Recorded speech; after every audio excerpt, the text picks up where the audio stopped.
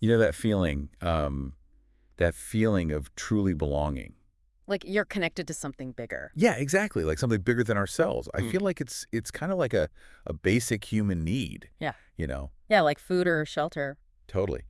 And today we're going to go deep on that need, We are. exploring why it's so powerful and how it really shapes our lives. Yeah, we're diving into some notes from someone who went on like their own exploration of connection Oh, and cool. community. So they're really breaking down the hows and whys of all these feelings. I love it. And get this, their notes touch on everything Oh yeah. from like the actual neurochemicals of emotional connection to like the rituals that we create to celebrate those bonds. That's so interesting. Yeah, it's fascinating. By the end of this deep dive, I think you'll have a whole new understanding I think so. of how these external forces, these relationships and communities really shape our inner world. Yeah, and maybe even more importantly, I think you'll walk away with some actual strategies Oh, nice. for strengthening those connections and maybe even sparking some inner growth along the way. I'm here for it. Uh, Okay, let's start with the foundation, I guess, okay. which is emotional connection. We all use that phrase. Right. But what does it actually mean? Yeah. Is it more than just, liking someone's posts on social media? Oh yeah, definitely deeper than a like button. Think of it like this. Emotional connection is like this bond that's built on shared vulnerability, empathy, and a really deep understanding of the other person. Okay, so it's like it's about letting your guard down and really letting someone in. Yeah. The good, the bad, the ugly. That's powerful. It is. It's really powerful. And when those needs are met, that's when trust blossoms. Yeah. And it lets us, really step into our true selves. Think about it. Like when you feel truly supported by someone, you're more able to navigate all of life's challenges with more resilience, right? Yeah, absolutely. Like having an emotional safety net. You know that someone has your back no matter what. Exactly. Have you ever passed up an opportunity, um, maybe even like a win because it meant sacrificing a relationship? Yeah. That's a pretty good example of how powerful Yeah. emotional connection can be, right? Yeah, exactly. It shows that, these connections can be more important than even our desire for external rewards Wow. or achievements. But here's where it gets really interesting.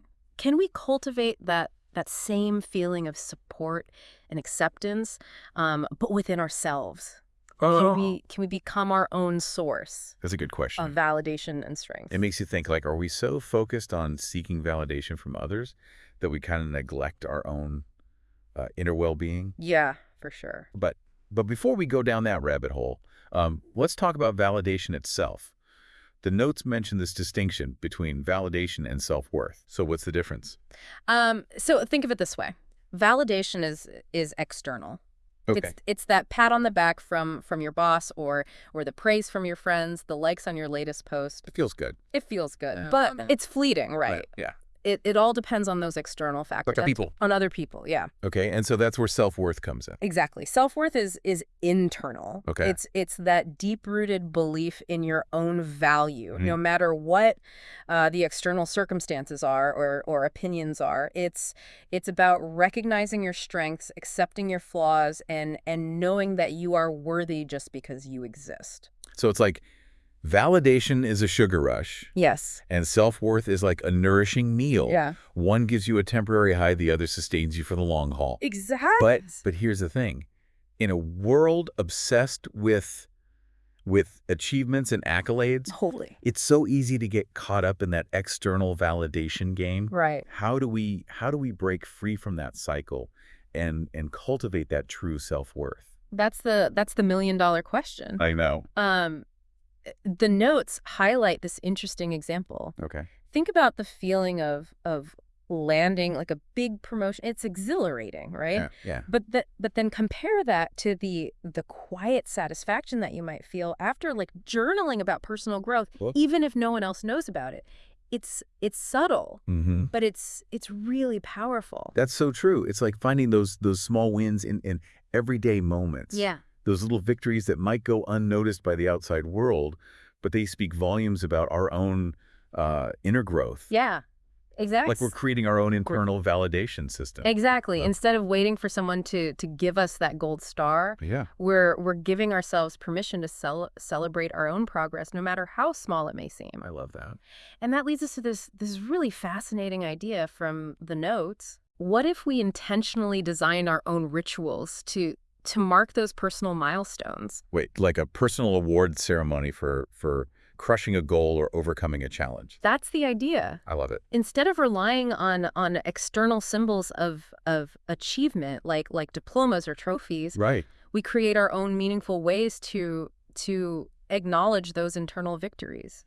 Okay, mind officially blown. So we've got emotional connection, validation versus self-worth. Hmm. What's the third piece of this puzzle? Shared experiences. Okay. Think about those moments, those collective efforts or rituals that bind us together through emotion. It's about tapping into that feeling of belonging and shared purpose that comes from being part of something bigger than ourselves. Gotcha. Like sports teams or festivals or even shared struggles. Yes. The notes talk about how emotions are amplified in a group setting, Right. like that joy at a concert or the grief at a memorial. Yeah. It hits different when you're surrounded by others. Totally. Yeah. And there's something so powerful about that collective energy. It really is. It really is. The notes offer some really compelling examples. Think about like a championship win that bonds a team for life. Yeah. Or the unity you feel at a community festival. You know, these experiences, they create these memories and connections Yeah. that shape our identity and sense of belonging. But there's a nuance here that's worth exploring. Okay. The notes point out that it's not just about the shared experience itself. It's Ah. about how we interpret it internally. Okay, so it's not just about being there, it's about how we process the experience Exactly. and the meaning that we attach to it. Yeah, it's about the gratitude we feel or the pride we take in the accomplishment or the Yeah. empathy we share in times of hardship. Gotcha. So the question becomes, are shared experiences more about the feelings that we experience in the moment or the memories and connections that they create over time? That's a great question, and it's one that the notes they grapple with as well.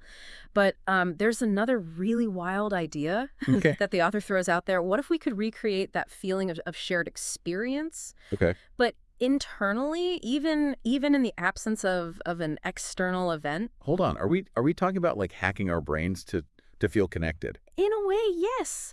The author proposes using subpersonalities to represent those we've shared life with. It's almost like an internal cast of characters Right. to replay and relive those powerful connections. So instead of relying solely on external events to trigger those feelings of connection, Yeah. we're intentionally cultivating them within ourselves, like building an internal community of support. Exactly. But how does that even work? It's a fascinating concept, and it's one that we'll unpack in more detail later. But for now, I think it's important to recognize just the incredible power of our minds to shape our emotional landscape, even in the absence of external stimuli. Okay, my brain is officially buzzing. Yeah. We've gone from the neurochemicals of emotional connection to literally hacking our brains with subpersonalities. Right. This is why I love these deep dives. We're not just like skimming the surface. Yeah. We're really going deep on the why and the how of these fundamental human experiences. And that's precisely the point. By understanding these nuances, the interplay of those external interactions and the internal interpretations, Yeah. we can actually start to make more conscious choices about how we cultivate those feelings of connection, of belonging, and ultimately fulfillment. All right, so we've laid the groundwork. We've got emotional connection, validation versus self-worth, and the incredible power of shared experiences. Right. But where do we go from here? Yeah. How do we put all of this wisdom into action? Don't worry, we'll be back in a flash We will. to tackle those very questions. That's right. Stay tuned. Stay with us.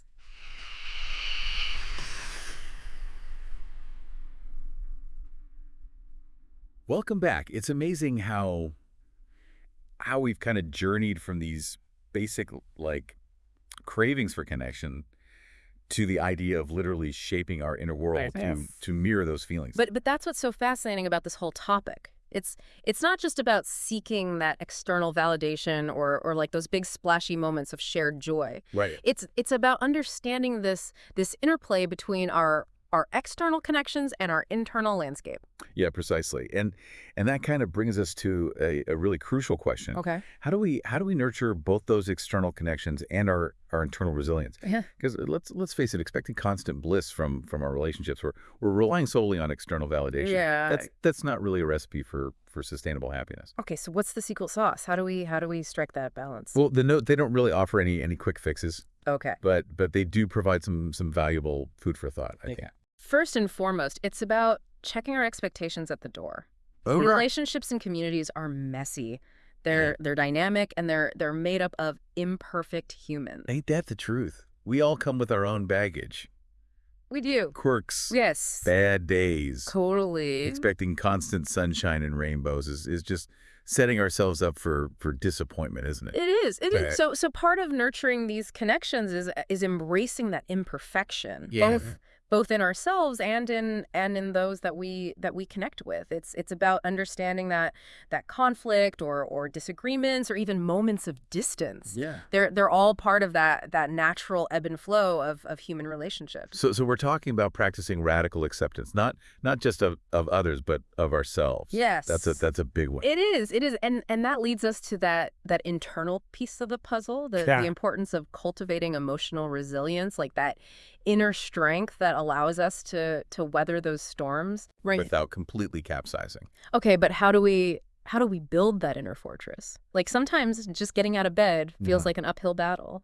I hear you. It's definitely a journey, not a destination. Yeah. And it looks different for everyone. Yeah. But the notes emphasize the importance of self-awareness as like a foundational piece. You mean understanding our triggers and our patterns and what sets us off, what brings us joy, that kind of thing. Exactly. The more we understand our own inner landscape, the better equipped we are to kind of navigate those emotional ups and downs. Right. And that in turn allows us to show up more fully in our relationships, Right. to offer that same understanding and empathy to others. It's like the oxygen mask on the airplane analogy, right? Yeah. Take care of yourself first Yep. before you can help others. Perfectly put. And it's not just about individual well-being either. Yeah. It's about creating a more resilient and compassionate world. Okay, so we've got the how, nurture those external connections and internal strength. Right.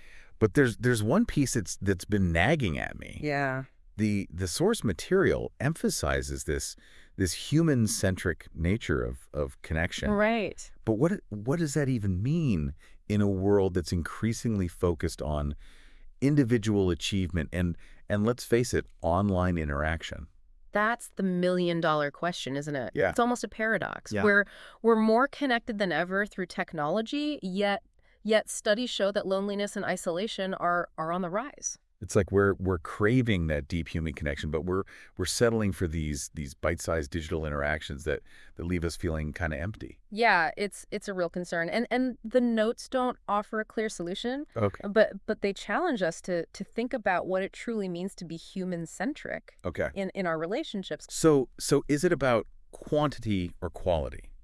Is it about prioritizing face-to-face interaction? Is it about consciously creating a sense of community, even in our increasingly individualistic world? Those are all great questions, and Yeah. they're worth pondering. Yeah. But the notes also introduce this concept of subpersonalities as a tool for cultivating those feelings of connection internally. Wait, remind me about subpersonalities. Ah. Is that like having imaginary friends? Not exactly. It's more about recognizing the different aspects of ourselves, the different roles that we play in our lives, and the different voices that influence our thoughts and behaviors. Okay, I'm still a little fuzzy on this. How does this relate to human-centric connection? Think about it like this.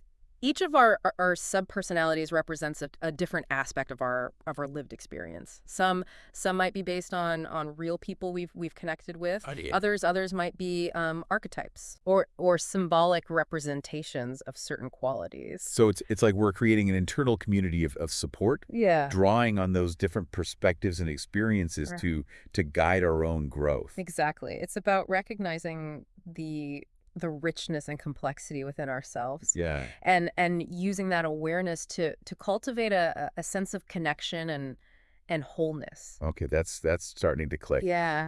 But how do we actually put this into practice? Hmm. Do we do we just sit around and have conversations with ourselves all day? Well, it can be as simple as that. Okay. But it's also about becoming more mindful of the different voices within ourselves, Right. understanding their motivations and learning to integrate them into a more harmonious whole. So instead of feeling fragmented or pulled in different directions by various subpersonalities, Right. we're learning to embrace them as part of a larger, more integrated self. Yeah, precisely. And that integration, that sense of wholeness can actually be a powerful antidote to the loneliness and isolation that Mm. many people are experiencing in this digital age. This is blowing my mind. We've gone from the neurochemicals of emotional connection to literally building an internal community. I'm starting to think we need a whole separate deep dive just on I subpersonality. agree. No, It's a rich and fascinating topic. it is. But for now, let's bring it back to the bigger Sure, picture. right. The whole point of this deep dive is to understand how we can cultivate more fulfilling relationships and a stronger sense of belonging. Right. Yeah. So what are the key takeaways here? Well, we've learned that it's not just about seeking external validation Uh-oh. or waiting for those grand moments of shared experience. Right. It's about cultivating a deeper understanding of ourselves, embracing our own complexity, and learning to nurture those connections, both internally and externally. Okay, so it's about recognizing that we have agency, Yes. that we can actively shape our own experiences and, Right. and create a more connected and fulfilling life. Exactly. But how do we actually do that? What are some concrete steps we can take? Yeah. Don't worry, folks. So we'll be right back to answer those questions and wrap up this deep dive with some practical advice and a little challenge to take with you. Stay tuned. Mhm. We're back, all right, for the final stretch of our deep dive into relationships and community and all the ways we seek connection in this crazy world.